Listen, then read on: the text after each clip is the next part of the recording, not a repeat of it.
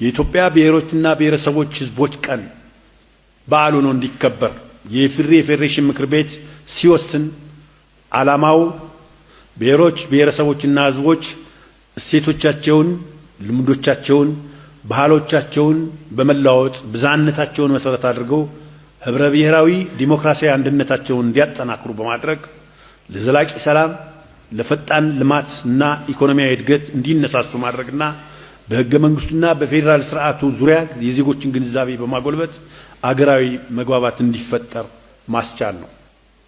ባለፉት 19 ዓመታት በኢፌዴሪ ፌዴሬሽን ምክር ቤት አስተባባሪነትና በክልሎችና በከተማ አስተዳደሮች አስተናጋጅነት በዓሉ መከበሩ ከፍተኛ ውጤት እንዲመዘገቡ ምክንያት ሆኗል። በተለይም አገራዊ ለውጡን ተከትሎ በተከበሩ በዓላት በህዝቦች ለረጅም ዘመናት ይዘውት የቆዩትን አብሮነትና ወንድማማችነት እንዲያጠናክሩ ከልዩነት ይልቅ አንድነት እንዲያጸኑ አስተናጋጅ ክልሎች ከፍተኛ የሆነ የገጽታ ግንባታና የኢኮኖሚ መነቃቃት እንዲፈጥሩ በህገ መንግስቱ በፌዴራል ስርዓቱ ዙሪያ ግንዛቤ እንዲያጎለብቱ ሰፋፊ ስራዎች ተሰርተዋል። በዚህም ትርጉም ያለው ውጤት ተገኝቷል ተብሎ ይታሰባል።